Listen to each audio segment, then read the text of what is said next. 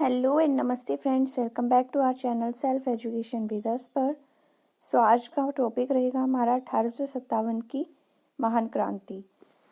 आखिर इस क्रांति का रीज़न क्या था और किसके बीच हुई थी, ये सब जानकारी हम इस वीडियो में मिलेंगे। तो वीडियो को पूरा देखिएगा, स्किप बिल्कुल मत कीजिएगा। 1856 में अंग्रेजों ने पुरानी बंदूक ब्राउन बेस के स्थान पर नई एनफील्ड राइफल का प्रयोग करने का डिसीजन लिया। उसके लिए जो कारतूस बनाए गए थे, उन राइफल में भरने से पहले उनको मुंह से खोलना पड़ता था और इन कारतूसों में गाय और सुअर की चर्बी का प्रयोग किया जाता था। यह चर्बी वाला कारतूस ही 1857 की क्रांति का मुख्य कारण बना। तो ये हमें पता चल गया कि 1857 में जो क्रांति हुई थी उसका रीज़न क्या था। 29 मार्च 1857 ईस्वी को मंगल पांडे नामक एक सैनिक ने बैरकपुर में गाय की चर्बी मिले कारतूसों को मुंह से काटने के लिए स्पष्ट मना कर दिया और लेफ्टिनेंट बाग एवं मेजर हासुन को गोली मारकर हत्या कर दी। रिजल्ट क्या हुआ कि उनको गिरफ्तार कर लिया गया और 8 अप्रैल 1857 को फांसी दे दी गई। फांसी पर चढ़ने से पहले मंगल पांडे ने हल्ला बोल का नारा दिया और मंगल पांडे का जो संबंध था वो 34वें बंगाल नेटिव इन्फेंट्री से था। ठीक है। 10 मई 1857 के दिन जो था वो मेरठ की पैदल टुकड़ी से 20 NI से 1857 की जो क्रांति थी उसकी स्टार्टिंग हुई और 1857 ईस्वी में क्रांति के समय भारत का जो गवर्नर जनरल था वो कौन था? Lord Canning. और इंग्लैंड के जो प्रधानमंत्री थे वो थे पाल्मस्टन। नोट है एक छोटा सा, अंग्रेजी भारतीय सेना का निर्माण जो है वो 1748 में स्टार्ट किया गया था और उस समय मेजर स्ट्रेंजर लॉरेंस को अंग्रेजी भारतीय सेना का जनक कहा जाता था। 1857 के विद्रोह के पश्चात सेना का जो पूर्ण रूप से पुनर्गठन किया गया था, जिसका मुख्य उद्देश्य एक और विद्रोह ना होने देना था। इसके लिए स्थापित पील कमीशन की रिपोर्ट पर सेना में भारतीय जो सैनिक, उनकी जो संख्या थी वो यूरोपीय सैनिकों की संख्या से बढ़ाई गई और उच्च सैनिक पदों पर अब भारतीयों की नियुक्ति करना पूर्ण रूप से प्रतिबंधित कर दिया गया था, जो कि पहले से ही बंद था। बंगाल की सेना में यूरोपीय एवं भारतीय सैनिकों का जो अनुपात था वो 1:2 था, जबकि मुंबई और मद्रास में 2:5 होता था। बिहार, अवध एवं अन्य उन स्थानों के व्यक्तियों को जिन्होंने 1857 की क्रांति में भाग लिया था गैर लड़ाकू घोषित किया गया और सेना में उनकी संख्या जो थी वो कम कर दी गई, तथा सिख, गोरखा और पठानों को जिन्होंने 1857 की क्रांति को दबाने में अंग्रेजों की मदद की थी, लड़ाकू जातियां घोषित कर दी गई और उन्हें बड़ी संख्या में क्या किया? सेना में भर्ती कर लिया गया था। भारतीय को सेना में ऊंचे से ऊंचा मतलब जो प्राप्त होने वाला पद था वो सूबेदार का हुआ करता था।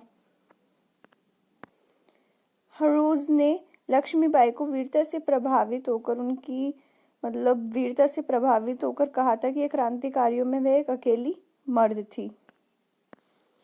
नेक्स्ट टॉपिक है हमारा फ्रांस की राज्य क्रांति।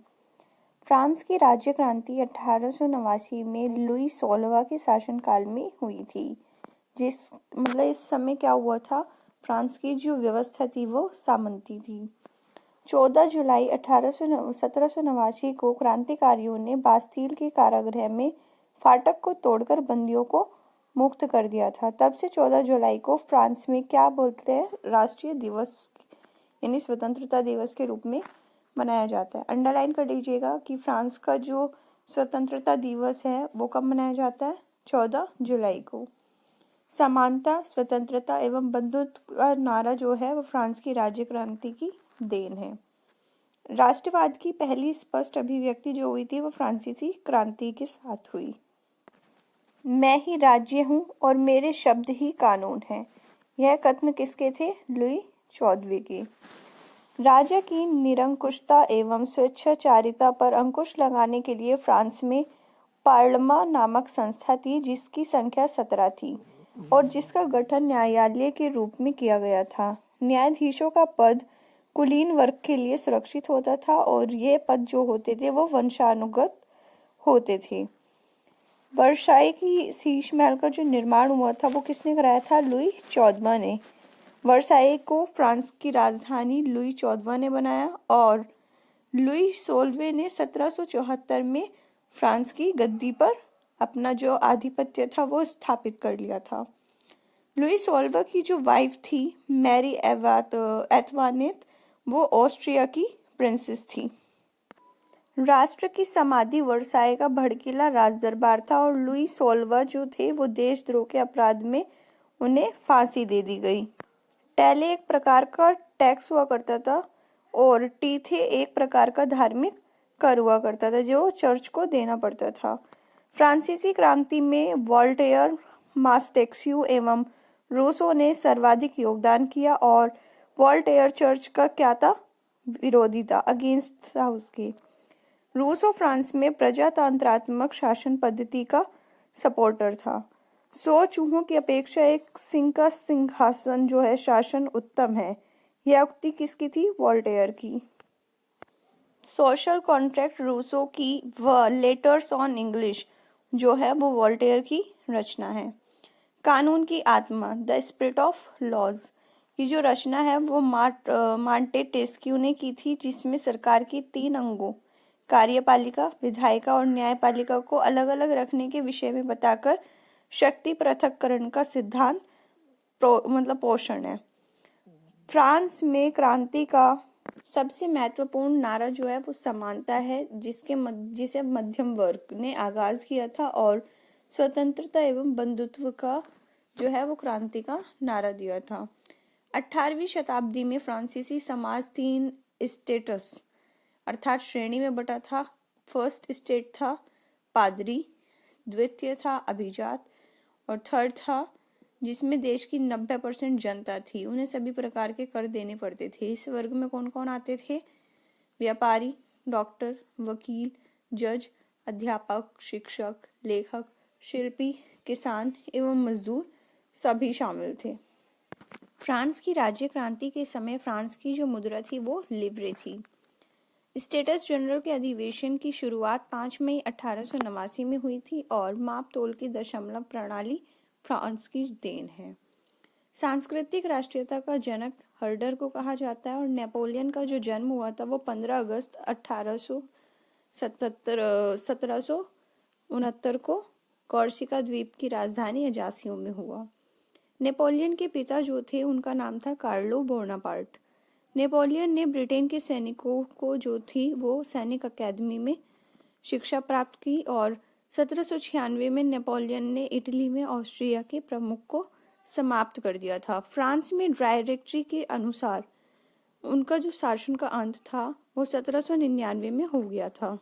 नेपोलियन 1799 ईस्वी में प्रथम कौंसल बना और 1802 ईस्वी में जीवन भर के लिए वो काउंसिल सेंटर बना दिया गया।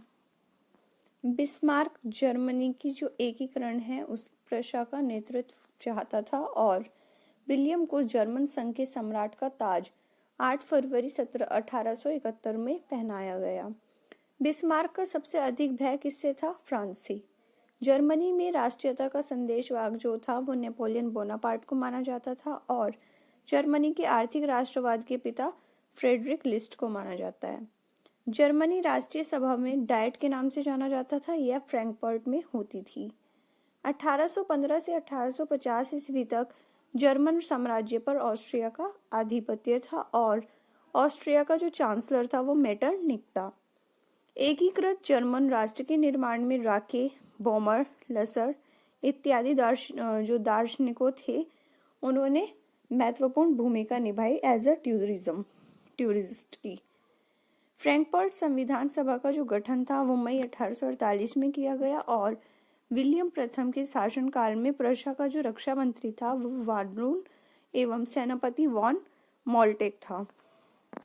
23 सितंबर 1862 ईस्वी को बिस्मार्क प्रशा का चांसलर बना और बिस्मार्क का जन्म जो हुआ था वो 1 अप्रैल 1815 ईस्वी को ब्रेडनबर्ग में हुआ था। विलियम प्रथम ने बिस्मार्क को बाजीगर की उपाधि दी थी और सेरेजोवा के युद्ध में 1866 ईस्वी में ऑस्ट्रिया ने प्रशा के आगे आत्मसमर्पण कर दिया था।